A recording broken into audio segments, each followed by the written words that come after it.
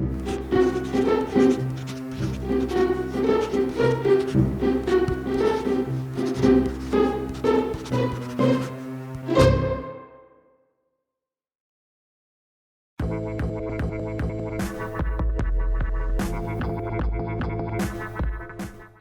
what's up, guys? How's it going?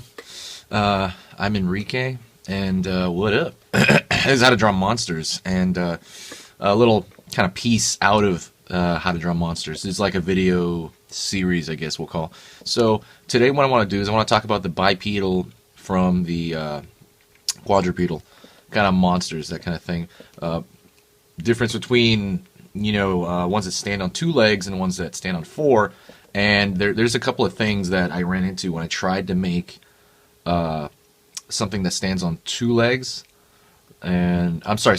There was a kind of a complication when I made something that was trying to stand on four legs, right, instead of two legs. Because drawing stuff on two legs, it's like a gorilla type body right here. Drawing stuff on two legs is a lot easier because we see it all the time. And I'm not saying this is everybody's issue. I know someone who draws animals way better than their humans, so that's not the case. But most of the time you're going to run into people that, you're probably this kind of person as well, like I was. You can draw the human body pretty decently, but meaning the structure, like a two-legged form, because you see it all day. But actually getting down to drawing a four-legged creature, that starts to become kind of weird. It starts to look like a bent over human. I've seen that. I've done that, You just start thinking of a human bent over, and it just looks really incorrect. So what I'm gonna do in this video is I want to touch a couple of points on maybe some tips on how to kind of avoid that, and I'll talk a little bit about just kind of the structure of it. For example, like this is different.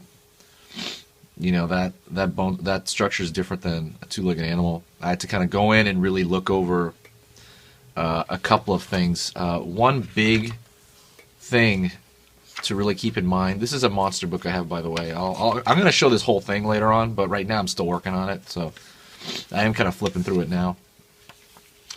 Let me see the most recent one, though. So the most recent one will be that one.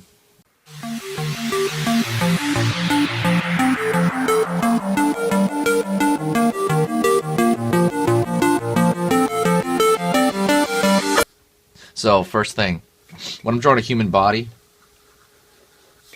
and I'm thinking of this in stick figures, I'm always thinking about the skeleton, by the way. That's the first biggest thing I'm thinking of when I think of especially four-legged creatures, or even really humans, their skeletons. So if I was to draw a human from the side, and I'm just going to draw a really simplistic stick figure of a human. Let me see if that camera's on there. Yeah. Kind of really simplistic figure. You have basically the head, right? The head above. You have the shoulders. Let's say he's facing this way. You have the shoulders. You have the rib cage. You go down. You go into the pelvis area. You can make a circle or a square, whatever you want.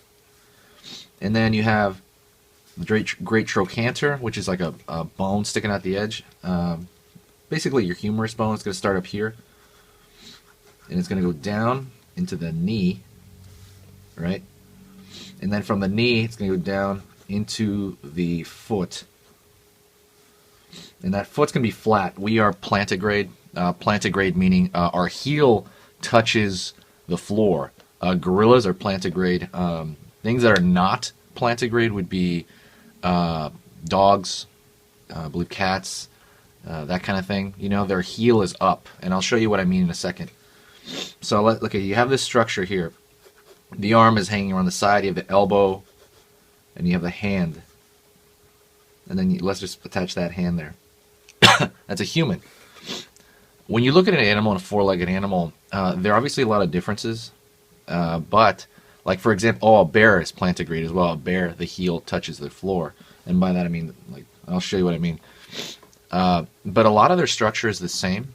When you think about specifically animals, don't think of animals as different, as all different, because when you think about a bear versus a wolf, you're going to be like, that's a whole different thing, It's actually not.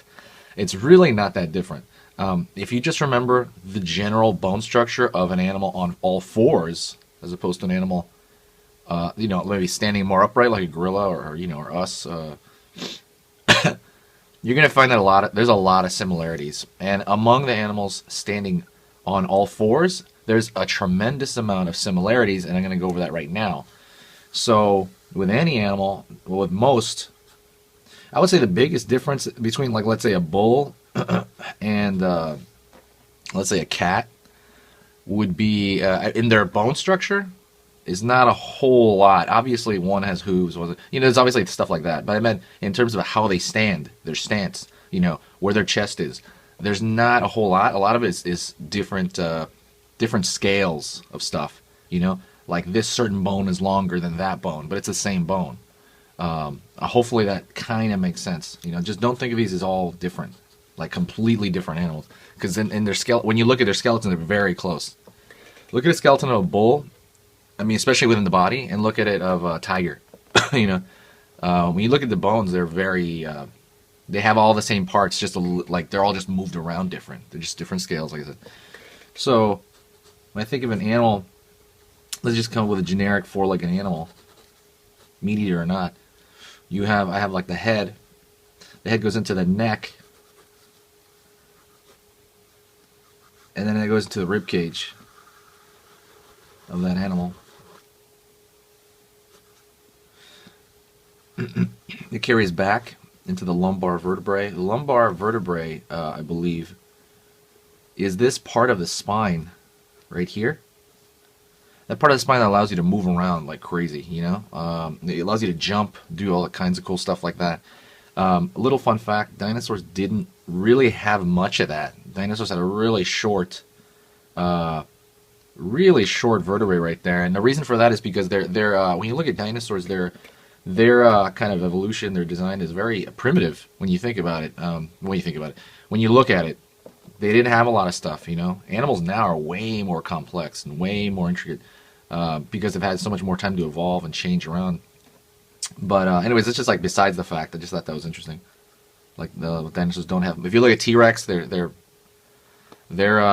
hips and their hip and their rib cage are almost touching. It's crazy. Anyways, and then you have the rib cage. I'm sorry, the rib cage. You have the pelvis. The pelvis tends to angle downward. I usually just tend to angle it. And I'm not going over certain measurements right now because, like I said, that depends on the animal. But I really wouldn't worry about the measurement too much. That's like, I don't know, 2/3 of that. There is certain measurements, but I really wouldn't worry about it yet. I mean, if you really want to get anal about it, I'll do a whole other video on exact measurements. But I don't think you need that right now. So so far I have this spine, right? The leg is coming from here, and that would be equivalent to this right here, the great trochanter over here. You can usually see that sticking out. Pulls forward into the knee. See, our knee is like this, right? His knee, or this four-legged animal's knee, is forward, and then it goes back. And here's a huge difference. This is the heel. This and this are the same, right? And then it goes downward into the toes. Either hoof or toes, whichever, So that's a big part of the four-legged animal kingdom for a lot of them. Not everyone, because I told you the bear his heel will touch the ground. So I think it's something like that with other animals like God, I forget, sloth or something. I cannot remember, to be honest. There's like the badger and stuff like that. But this one, for a lot of these, like tigers, bulls, cats, dogs. Look at your dog.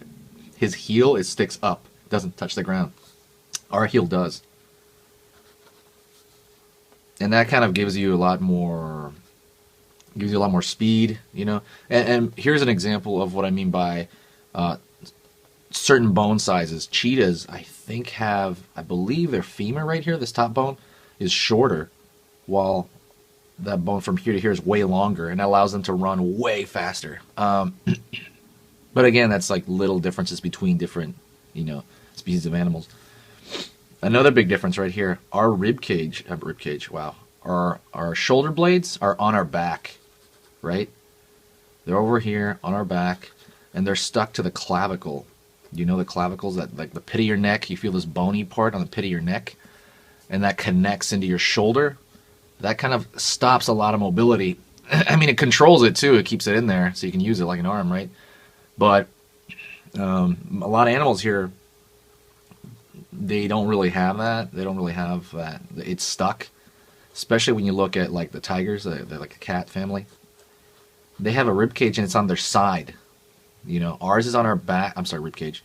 They have a scapula and it's on their side, right? Ours, it's on the back, on our back. Theirs is on their side.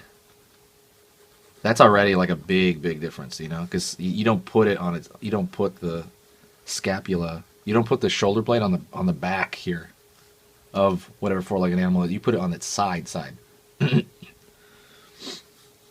it's also usually free-floating in terms of like the bone. There's not a lot. I believe a lot of them don't have bone attached to that. A lot of it's muscle, tied in with muscle.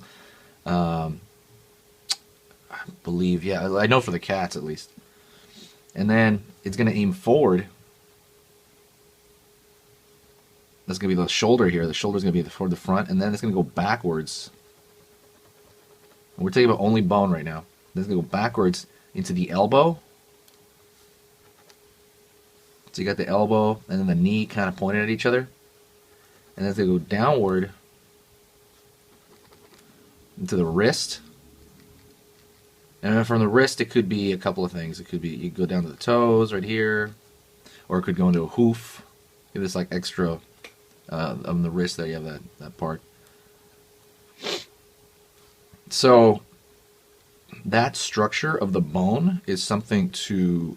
That's like the first thing I think about every time I draw a four-legged creature, because the bone is very landmarky. You know, by landmark I mean these are little things that you can see through the outside. For example, right here, my knuckle.